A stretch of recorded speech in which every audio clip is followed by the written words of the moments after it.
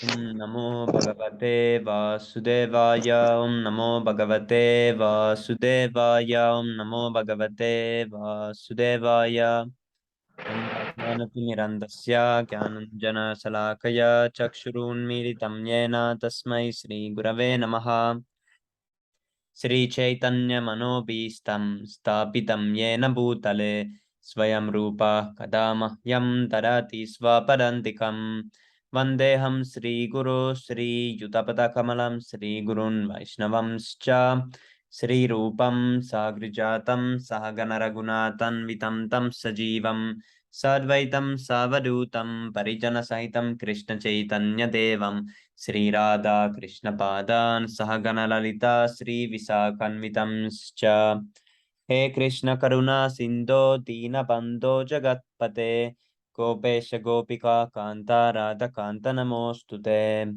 Tapta Kanchana Gaurangi Radhe Vrindavaneshwari Vrisabhanu Sute Devi Pranamami Haripriye वाञ्छाकल्पतरुभ्यश्च कृपा सिन्धुभ्य एव च पतितानं पावनेभ्यो वैष्णवेभ्यो नमो नमः नमां विष्णुपताय कृष्णप्रेष्ठाय भूतले श्रीमते भक्तिवेदान्त स्वामी निति नामिने नमस्ते सरस्वते देवे गौरवाणी प्रचारिणे निर्विशेष शून्यवादी पाश्चात्य देशतारिणे जय श्री कृष्ण चैतन्य प्रभु नित्यानंद श्री अद्वैत गदाधर श्रीवासादि गौर भक्त वृंद हरे Krishna Krishna Krishna Hare Hare Hare Ram Ram Ram Hare Hare Haribo. So today we read chapter 50 and it is about deliverance of Muchukunda. When Maharaj Parikshit heard this incident of Kalyavana's being burned to ashes, he inquired about the sleeping man from Sukadev Goswami. Who was he? Why was he sleeping there? How had he achieved so much power that instantly, by his glance, Kalyavana was burned to ashes? How did he happen to be lying down in the cave of the hill? Many questions were put before Shukadev Goswami, and Shukadev also answered as follows. My dear king, this person was born in the very great family of King Ikshvaku, in which Lord Ramachandra was also born, and he happened to be son of a great king known as Mandata. He himself was also a great soul and was known popularly as Muchukunda. King Muchukunda was very strict follower of the Vedic principles of Brahminical culture, and he was truthful to his promise. He was so powerful that even demigods like Indra and others used to ask him to please help in fighting with the demons and such. He often fought against the demons to protect the demigods. The commander-in-chief of the demigods, known as Kartikeya, was satisfied with the fighting of King Muchukunda, but once he asked that the king, having taken too much trouble in fighting with the demons, retire from fighting and take rest. The commander-in-chief, Kartikeya, addressed King Muchukunda. My dear king, you have sacrificed everything for the sake of the demigods. You had a very nice kingdom undisturbed by any kind of enemy. You left that kingdom, you neglected your opulence and possessions, and you never cared for fulfillment of your personal ambition. Due to your long absence from your kingdom while fighting with the demons on behalf of the demigods, your family, your children, your relatives, and your ministers have all passed away in due course of time. Time and tide wait for no living man. Now, even if you retire to your home, you will find that no one is living there. The influence of the time is very strong. All your relatives have passed away in due course of time. Time is so strong and powerful because it is a representation of the Supreme Personality of Godhead. Time is therefore stronger than the strongest. By the influence of time, changes in subtle things can be effected without any difficulty. No one can check the process of time. As an animal tamer tames the animal according to his own will, so time also enters things according to its own will. No one can supersede the arrangement made by the supreme time. Thus addressing Muchukunda, the demigods requested him to ask for any kind of benediction he might be pleased with, accepting the benediction of liberation. Accepting the benediction of liberation.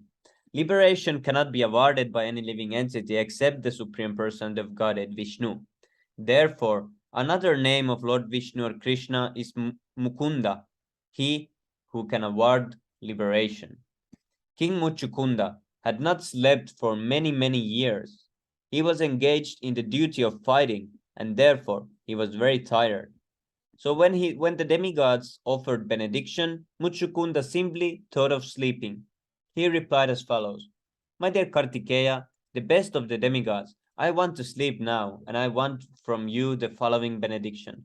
Grant me the power to burn by my mere glance anyone to ashes who tries to disturb my sleeping and awakens me untimely. Please give me the benediction.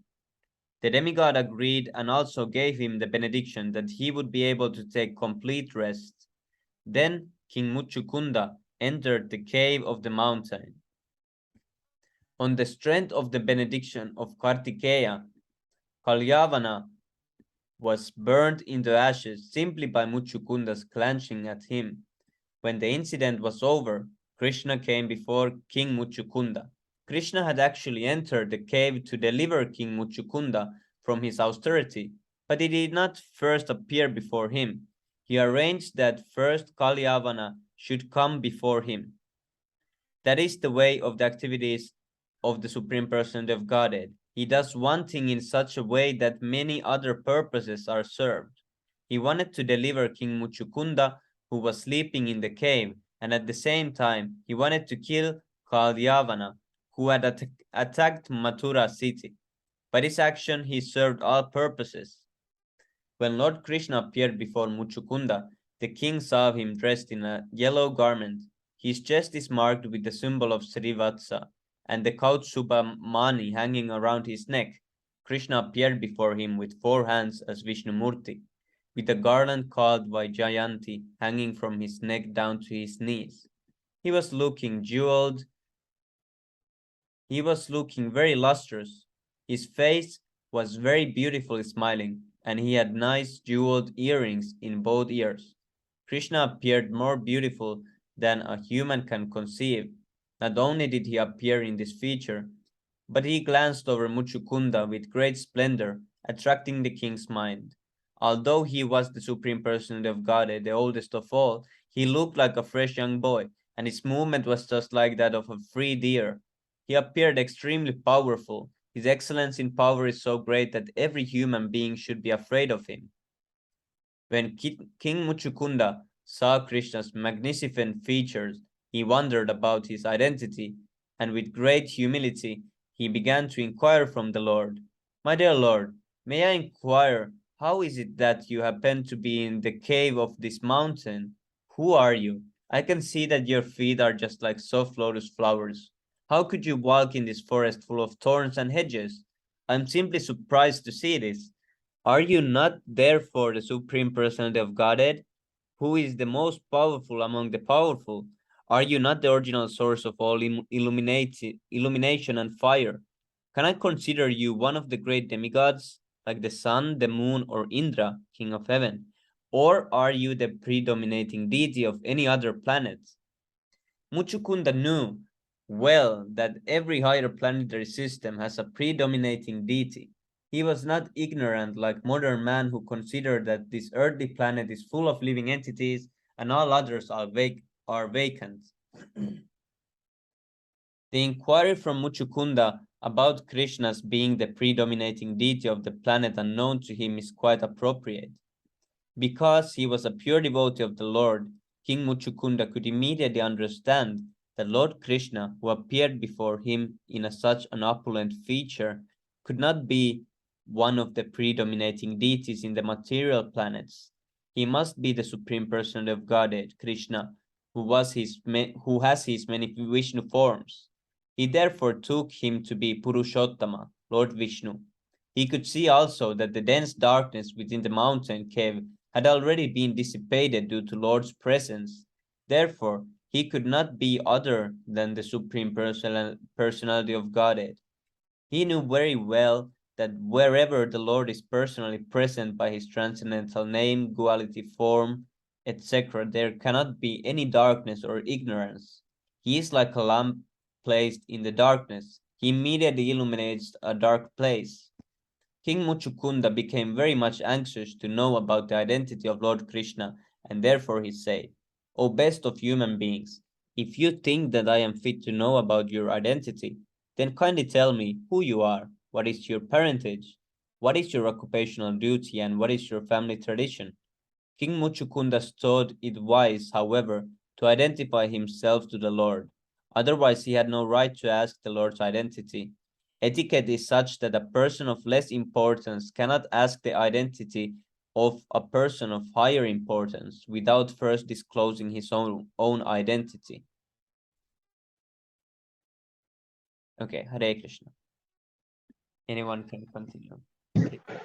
Yes, Hare Krishna. The king, the king Mukuchanda therefore informed the Lord, My dear Lord, I must inform you of my identification. I belong to the most celebrated dynasty of King Ikshvaku, but personally I am not as the great as my grandfather. My name is Mukuchanda. My father's name was Mandhata, and my grandfather's name was Yuan Yuanswa. The great king, I was very much fatigued due to the not resting for many thousands of the year, and because of this, all of all my bodily limbs were flattered and almost incapable of acting. In order to revive my energy, I was taking rest in the solitary cave, but I have been awakened by some unknown man who was forced me to wake up, although I was not willing to do so. For such an offensive act, this person has been burnt into ashes simply by my glancing over him. Fortunately, now I can see you in your grand and beautiful picture. I think, therefore, that you are the cause of killing my enemy. My dear lords, I must admit that due to the influence of your body, un- unbearable of my eye to my eyes, I cannot see you properly. I can fully realize that by influence of your influence my powerful potency has been diminished. I can understand that you are quite fit for being worshipped by the living entities. Seeing King Mukuchanda so anxious to know about his identity, Lord Krishna began to answer smilingly as follow, My dear king, it is practically impossible to tell about my birth, appearance, disappearance, and activities. Perhaps you know that my incarnation Anantadeva has my where is that? Anantadeva has unlimited mouth and for an unlimited times he has been trying to narrate fully about my names, fames, qualities, activities, appearance, disappearance, and incarnation, but still he has not been able to finish. Therefore, it is not possible to know exactly how many names or forms I possess.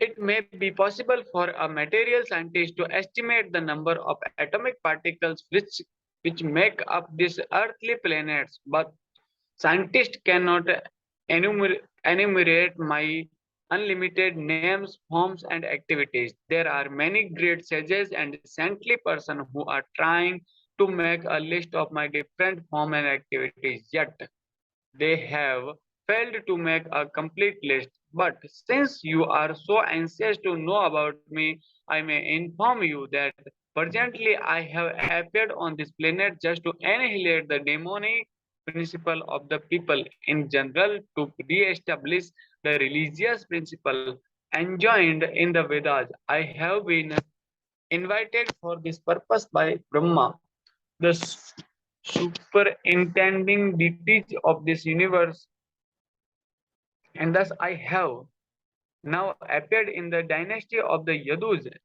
one of as one of their family member. I have specifically taken my birth as the son of the Vasudeva in the Yadu dynasty, and people therefore know me as the Vasudeva, the son of Vasudeva.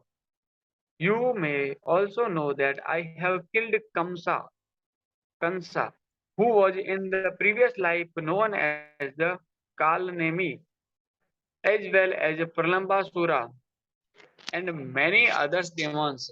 They have acted as my enemies and have been killed by me. The demons who was present before you also acted as my enemy, and you have very kindly burned him into ashes by glancing over him. My dear King Mukuchanda, you are my great devotee, and just to show you my causeless mercy, I have appeared in this form. I am very affectionate inclined toward my devotees, and in your previous life, before your present condition, you acted as my great devotee and prayed for my causeless mercy. I have I have therefore come to see you to fulfill your desire. Now you can see me to your heart's contents. My dear king, now you can ask from me any benediction that you wish, and I am prepared to fulfill your desire. It is my eternal principle that anyone who comes under my shelter must have all this desire fulfilling by my grace. When Lord Krishna ordered King Mukusanda to ask a benediction from him, the king became very joyful, and he immediately remembered the prediction of the Gargamuni, who had fore, foretold long before that in the 28th millennium of the Vyavastha Manu, Vivasvata Manu, Lord Krishna would appear on this planet. As soon as he remembered this prediction, he began to understand that the Supreme Person Narayana was present before him as Lord Krishna. He immediately fell down at his lotus feet and began to pray as follows. My dear Lord, O Supreme Personality of Godhead, I can understand that all living entities on this planet are illusioned by your external energy and are enamored of the illusory satisfaction of the sense gratification. Being fully engaged in illusory activities, they are reluctant to worship your lotus feet, and because they are unaware of the benefit of the surrendering unto your lotus feet, they are subjected to various miserable conditions of the material existence. They are foolishly attached to the so-called society, friendship, and love, which simply produce different kind of a miserable condition. Illusioned by your external energy, everyone, both man and woman, is attached to this material existence, and all the engaged in cheating one another in a great society of the cheater and the cheated. These foolish persons do not know how fortunate they are to have obtained this human form of the life, and they are reluctant to worship your lotus feet. By the influence of your external energy, they are simply to attached to the glare of material activities. They are attached to so-called society.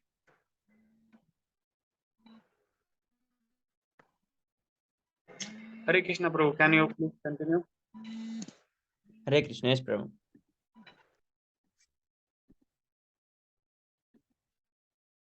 They are attached to so-called society, friendship and love like dumb animals, and that have fallen into dark well. The example of a dark well is given because in the fields there are many wells unused for years and covered by grass, and the poor animals, without knowing of them, fall into them, and unless they are rescued, they die. Being captivated by a few blades of grass, the animals fall into a dark well and meet death. Similarly, foolish persons, without knowing the importance of the human form of life, spoil it simply for sense gratification and die unnecessarily, without any useful purpose. My dear Lord, I am not an exception to this universal love of material nature. I am also one of those foolish persons who has wasted his time for nothing, and my position is especially difficult on account of my being situated in the royal order. I was more puffed up than ordinary persons. An ordinary man thinks of becoming the proprietor of his body or his family, but I began to think in that way on a larger scale. I wanted to be the master of the whole world, and as I became puffed up with this idea of sense gratification, my bodily conception of life became stronger and stronger. My attachment for home, wife, and children, for money, and for supremacy over the world became more and more acute. In fact, it was limitless. So I remained always attached to thoughts of my material living conditions. Therefore, my dear Lord, I wasted so much of my valuable lifetime without any benefit. My misconception of life having been intensified, I began to think of this material body, which is just a bag of flesh and bones, as the all in all. And in my vanity, I was like a dog who believes that he has become the king of human society. In this misconception of bodily life, I began to travel all over the world, accompanied by my military strength, soldiers, charioteers, elephants, and horses, assisted by many commanders and puffed up by power. I could not trace out your lordship, who is always sitting within my heart as the most intimate friend. I did not care for you, and this was the fault of my so-called exalted material condition. I think that, like me, all living creatures are careless about spiritual realization and are always full of anxieties, thinking, what is to be done? That what is next? But because we are strongly bound by material desires, we continue to remain in craziness. Yet, in spite of our being so absorbed in material thought, inevitably, time, which is only a form of yourself, is always careful about its duty. And as soon as the allotted time is over, your lordship immediately ends all the activities of our material dreams. As the time factor, you end all our activities, as the hungry black snake swiftly swallows up a small rat without any leniency. Due to the action of cruel time, the royal body, which was always decorated with gold ornaments during life and which moved on a chariot drawn by beautiful horses, or on the back of an elephant nicely decorated with golden ornaments, and which was advertised as the king of human society, that same royal body decomposes under the influence of inevitable time and becomes fit for being eaten by worms and insects, or being turned into ashes or the stool of an animal.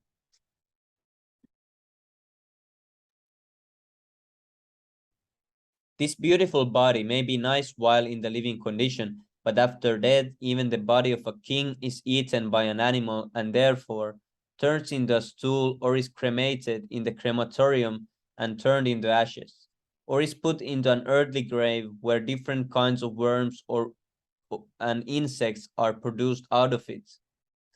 My dear Lord, not only do we become under the full control of this inevitable time after death, but also while living in a different way. For example, I may be a powerful king, and yet when I come home after conquering over the world, I become subjected to many material conditions. It may be that when I come back after being victorious, all subordinate kings come and offer their respects. But as soon as I enter into the inner section of my palace, I myself become an instrument in the hands of the queens, and for sense gratification, I have to fall down at the feet of woman. The material way of life is so complicated that before taking the enjoyment of material life, one has to work so hard that there is scarcely an opportunity for enjoying. And to attain the youthful condition with all material facilities, one has to undergo severe austerities and penances and become elevated to the heavenly planets. If one gets the opportunity of taking birth in very rich or royal family, even then in that condition, he is always anxious to maintain the status quo and prepare for the next life by performing various kinds of sacrifices and by distributing charity. Even in the royal condition of life, one is not only full of anxieties because of political administration, but is also in anxiety over being elevated to the heavenly planets.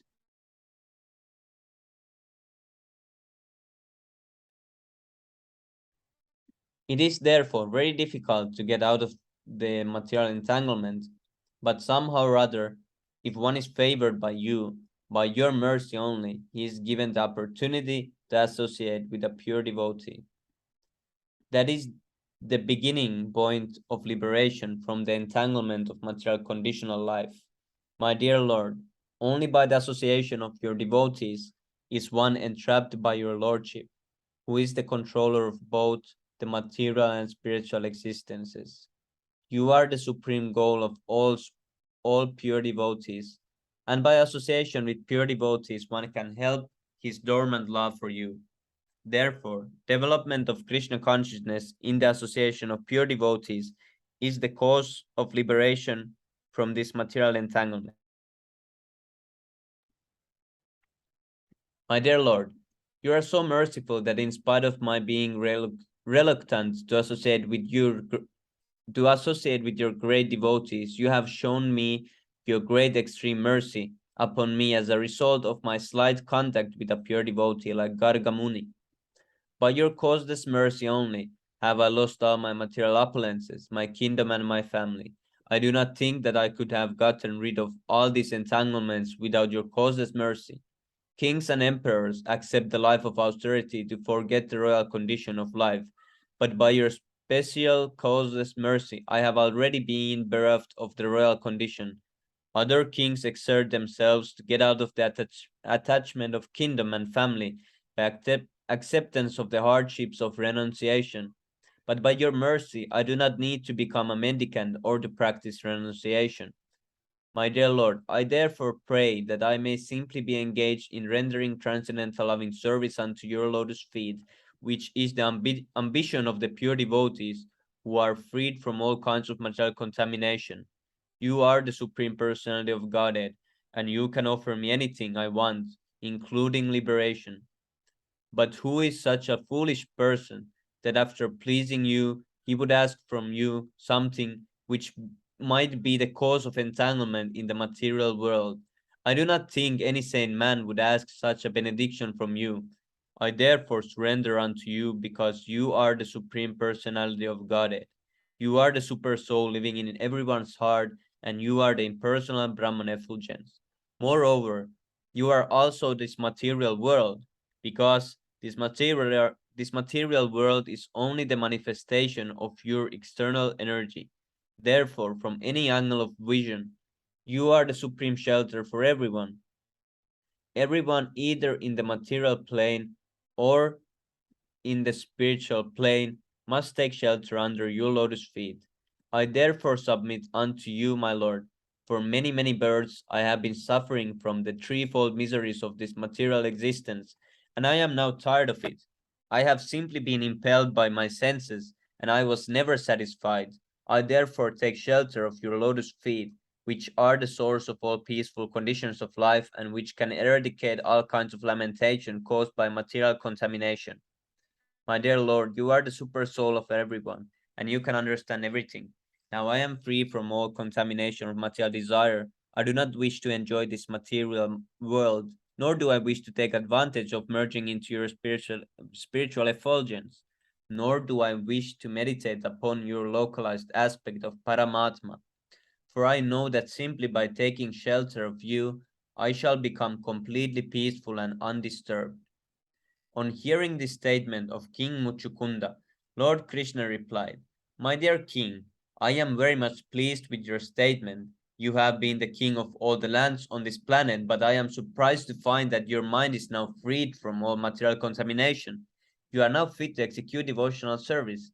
I am most pleased to see that although I offered you the opportunity of asking from me any kind of benediction, you did not take advantage of asking for material benefits. I can understand that your mind is now fixed in me, and it is not disturbed by any material faults. The material qualities are three, namely goodness, passion, and ignorance. When one is placed in the mixed material qualities of passion and ignorance, he is impelled by various kinds of dirtiness and lusty desires to try to find comfort in this material world. When he is situated in the material quality of goodness, he tries to purify himself by performing various kinds of penances and austerities. When one reaches the platform of real Brahmana, he aspires to merge into the existence of the Lord.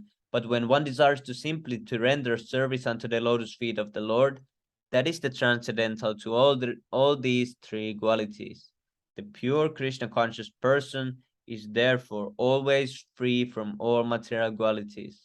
My dear king, I offered to give you any kind of benediction just to test how much you have advanced in devotional service. Now I can see that you are on the platform of the pure devotees because your mind is not disturbed by any kind of greedy or lusty desires of this material world. The yogis who are trying to elevate themselves by controlling the senses and who meditate upon me by practicing the breathing exercise of pranayama are not so truly freed from material desires.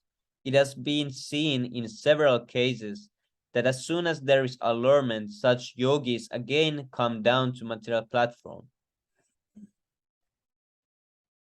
The vivid example verifying this statement is Vishwamitra Muni. Vishwamitra Muni was a great yogi who practiced pranayama, a breathing exercise, but still when he was visited by Menaka, a society woman of the heavenly planet, he lost all control and begot in her a daughter named Shakuntala. But the pure devotee, Haridas Thakur, was never disturbed even when all such allurements were offered by the prostitutes. My dear king, Lord Krishna continued, I therefore give you the special benediction that you will always think of me. Thus you will be able to traverse this material world freely, without being contaminated by the qualities.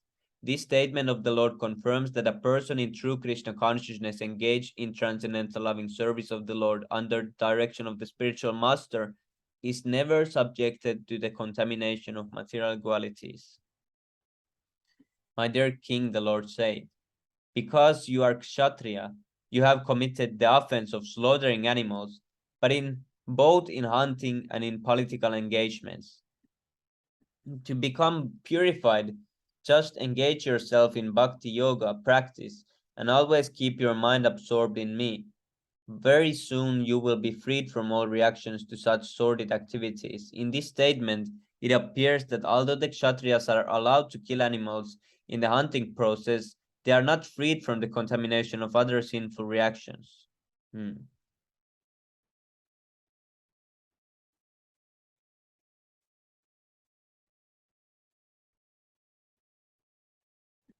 Therefore, it does not matter whether one is Kshatriya, Vaishya, or Brahmana, everyone is recommended to take sannyas at the end of life, to engage himself completely in the service of the Lord and thus become freed from all sinful reactions of his past life.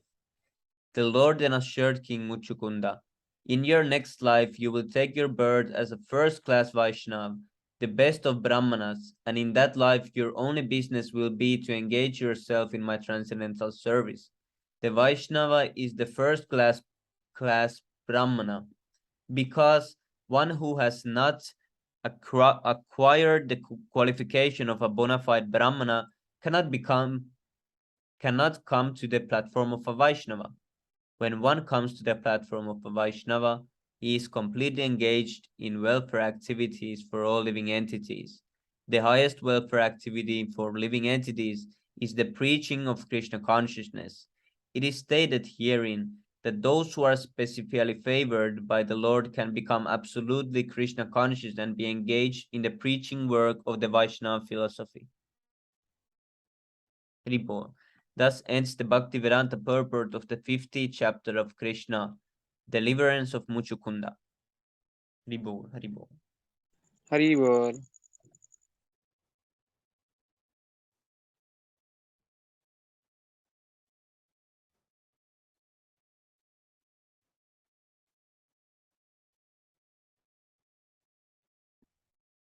Ribo, this was nice. That preaching is the highest activity.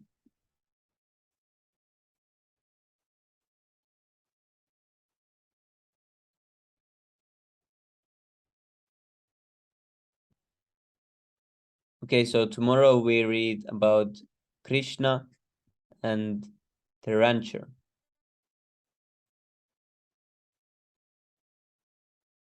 Now let's go to 6 Astakam prayers.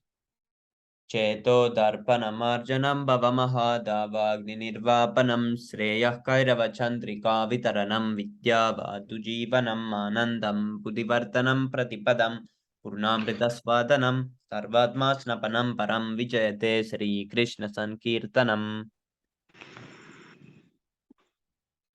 नाम नाम अकारी बहुधा निज सर्वा शक्ति स तत्र पिता नियमिताः स्मरणे न कलह एतादर्शी त्वकृपा भगवान् ममापि दुर् दुर्वा दुर्दैवम् ईदृश इह जानी नानुग्रह ऋणादपि सुनीचेन तरोरपि सहिष्णुना मानिना मानदेन कीर्तनीय सदा हरि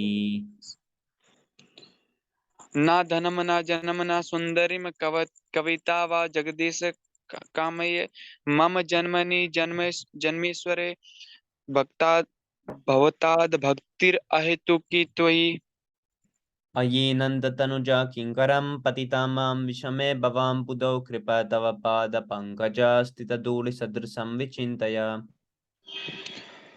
नयनम गलद अश्रुधराय वदनम गल गदगदा रुदाय गिरा पुलाकिर निश्चिताम वपु कदा त्वनाम ग्रहणे भविष्यति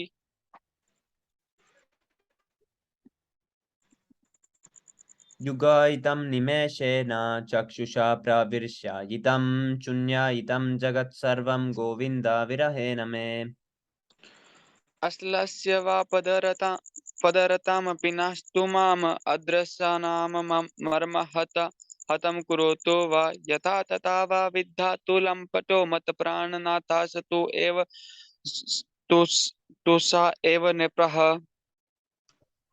हरिबो Glory to the Sri Krishna Sankirtanam, which cleanses the heart of all the dust accumulated for years and extinguishes the fire of conditional life of repeated birth and death.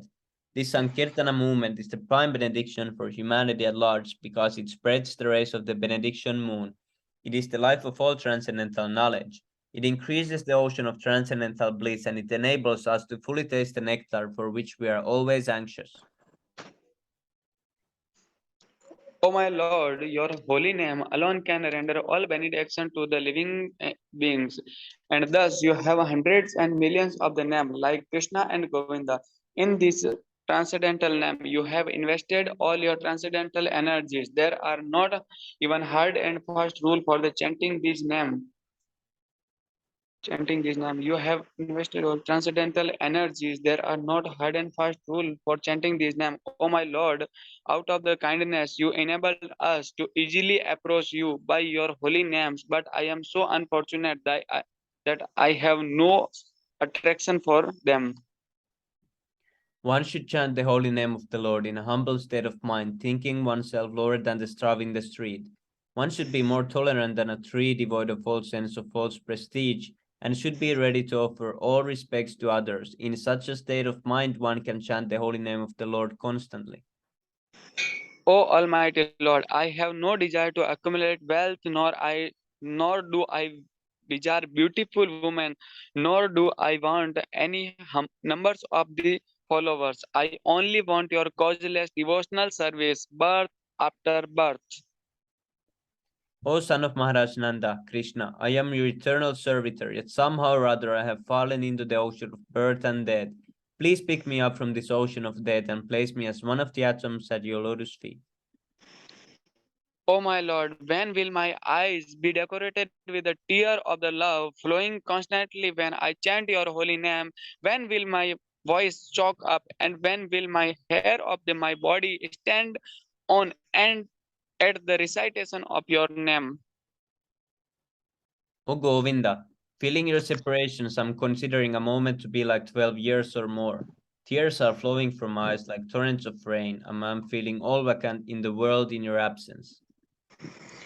I know no one but Krishna as my Lord, and he shall remain so even if he handle me roughly by his embrace or make me broken hearted by not being present before me. He is completely free to do anything and everything, for he is always my worship, worshipful Lord unconditionally. Hari बोल श्री शिक्षाष्टकम की जय हरिनाम Jai, संकीर्तन की जय Jai, पंचतत्व की जय श्री कृष्ण Jai, चैतन्य महाप्रभु की जय नित्यानंद Jai, प्रभु की जय जगत गुरु Jai, श्री भक्तिवेदांत स्वामी श्री प्रभुपाद की जय निताय Jai. गौर प्रेमानंदे Hari Hari Hari Hari Bol. बोल